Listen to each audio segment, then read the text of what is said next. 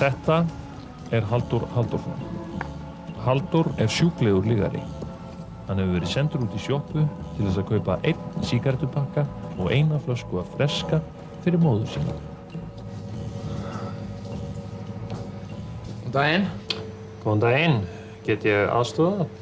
Já, ég ætla að fá hérna hjá þér 1 pakka Opal.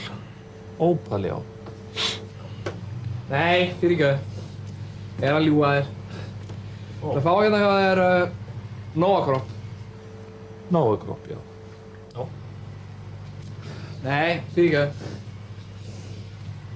Ég er að ljúga þér. Ég bara reið ekki við mig, sko. Ég varð að ljúga. Já. Hvað var það sem þú ætlaðir að kaupa, vinur? Þú ætlaðir kannski ekki að kaupa neitt? Jú. Ég ætla að fá hérna eina Coco Prince Polo. Coco Prince Polo, já.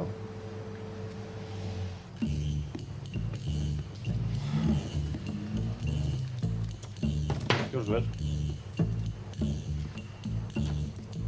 Eins og þið sjáið á Halldór í miklum erfiðleikum með að segja sannleikann.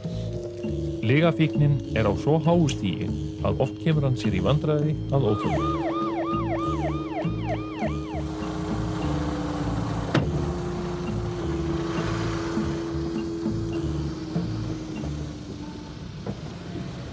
Góðan daginn, vinur. Góðan daginn. Fyrirgefðu ónæði, ég er nú bara að gera hérna smá rútínu tjekk. Ertu nokkuð með ökuskírteini? Nei, því miður. Ekki. Nei. Ég var sko rændur í gær. Og ég er hérna nefnilega sko leyniþjónustumæður og ég er líka geimfari. Hefurðu nokkuð verið að drekka? Já. Og ég held ég sé mjög drukkinn. Og svo er ég líka á eiturlyfjum. Og ég er nefnilega sko frægur rocktónlistarmaður sko. Samið fræg lög eins og Onion og Love of the Ocean. Þú kannst ekki kannast við það, eða? Herra vinur, viltu ekki koma með mér inn í bíl bara? Jú. Ja. Í ágúst síðastliðnum leitaði Halldór sér síðan meðferðar við lygafíkninni.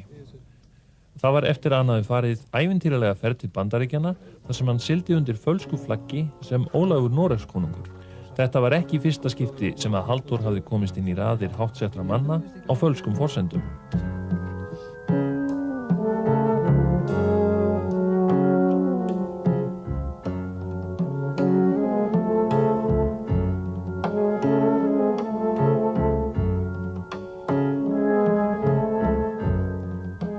Hann var handtekinn í Washington af bandarísku alríkislögreglunni í lok júlí en dómurinn var látið niður falla og máli var þaggað niður að beiðni norsku konungsfjölskyldunar.